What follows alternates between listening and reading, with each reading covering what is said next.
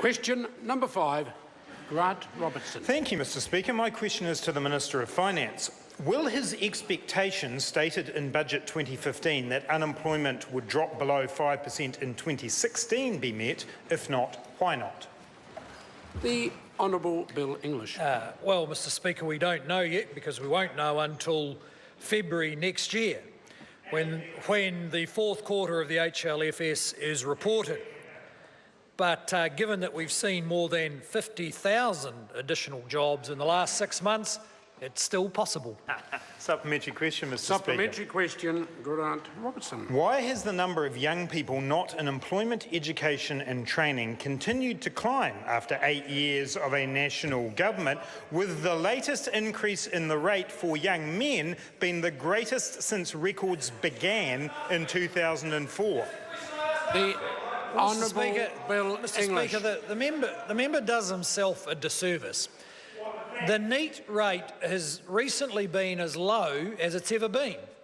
And in the last quarter it's jumped. We don't know why. We do know that the quarterly numbers jump around, but what we do know is that between trades academies, Māori and Pacific trade training, strong expansion of the apprenticeship system, the youth services, the vocational pathways, we're getting close to a time where we can tell whether each single young New Zealander is on a path to work or welfare. Supplementary question, Mr Speaker. Supplementary question, Grant Robertson. How can it be, with all of those programs and plans that he's just listed, that the number of young people not in employment, education or training continues to grow, now reaching 82,000 people, or are they just pretty damn hopeless? The Honourable Bill English. Well, Mr Speaker, we just dispute the member's assertion. The best general statistical description of what's been happening in the last few years is that it has continued to shrink. Until recently, in this last quarter, it's jumped. It could be just a statistical artefact, actually. We'll know in the next quarter and the quarter after that. In the meantime, we'll continue to focus on ensuring that their programs show the feedback loops that indicate success in keeping young people on a path to work. Supplementary question, Mr Supplementary question, Grant Robertson. Do the latest Household Labour Force survey figures show that the number of young people not in employment, education or training has reached 82,000, 26,000 more than when he took office? The Honourable Bill English. Mr Speaker, what it shows is a jump in the numbers this quarter compared to what has been a consistent decrease in the previous quarters. Now, we would like to know why it's jumped.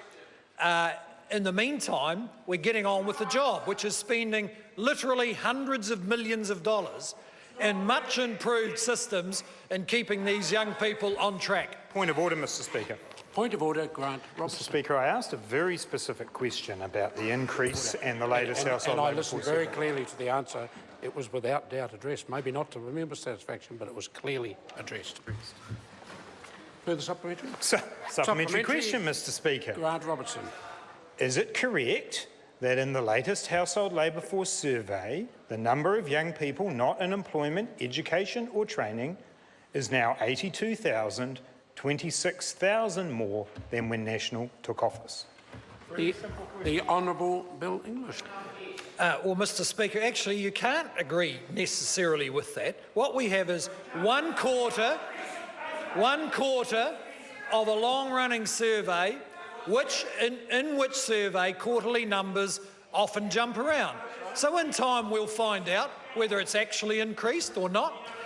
But even if it has, the government's programs, which we have broadly in place, show we're spending hundreds of millions in much more effective ways than in the past to get young people on a path to work, not welfare. Point of order, Mr Speaker.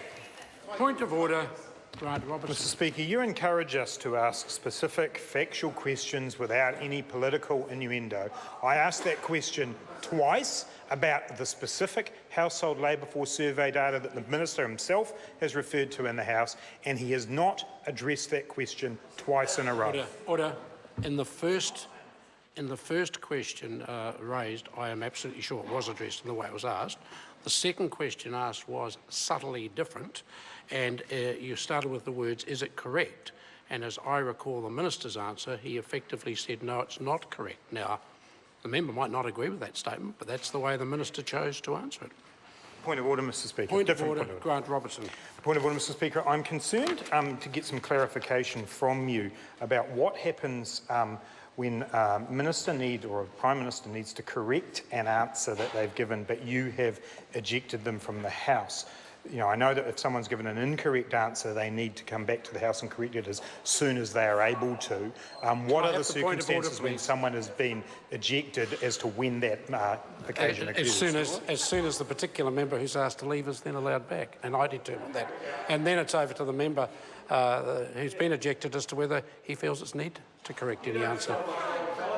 Question number 6, Ron Mark. Point of order, the Honourable Jerry Brown. Mr Speaker, the Prime Minister is in the precincts of Parliament, but clearly not able to be here for the answering of this question. No other Minister wants to answer on his behalf. Order. Order. The way forward is the question has been accepted. I'm going to let Ron Mark ask it. If no member rises to his, and no Minister rises to his feet to answer it, then that, or a female Minister, that's true. If no Minister determines to answer it, particularly in light of many Speakers' rulings that this is question time, it is the time to hold the government to account, and that ministers should answer questions unless it's in the public interest not to, then the public of New Zealand will judge the appropriateness of the course of action the Minister Brownlee's determined to take. That becomes a matter for Mr Brownlee. Point of order, Mr Speaker. Do you want to talk to that point of order? Yes, I do, sir. I'll allow Mr Brownlee. What I would point out is while you have outlined that this is a time for the government to be held account, you've also required the Leader of the government to be out of the chamber and unable to account. Therefore, I think it is perfectly reasonable that either the question is held over to another day, the Prime Minister is allowed to come back later in the day perhaps to answer it, or we simply don't answer it. It should be very clear to the Minister, he sits very close to the Prime Minister, why the Prime Minister was asked to leave the chamber. When I stand to my feet, all members will immediately resume their feet. To carry on giving an answer when I'm calling order is completely unsatisfactory. A strong warning was given to the Prime Minister yesterday. He chose not to listen to that warning. He's only got himself to blame for the situation that's now arisen. I am going to proceed the way I said. Mr Ron Mark will now proceed to ask question number 6. If the government of the day is of a mind not to stand and answer that question, that becomes a matter for the government. I can't force a minister to answer, but I'm sure the public of New Zealand will judge this accordingly. Ron Mark, question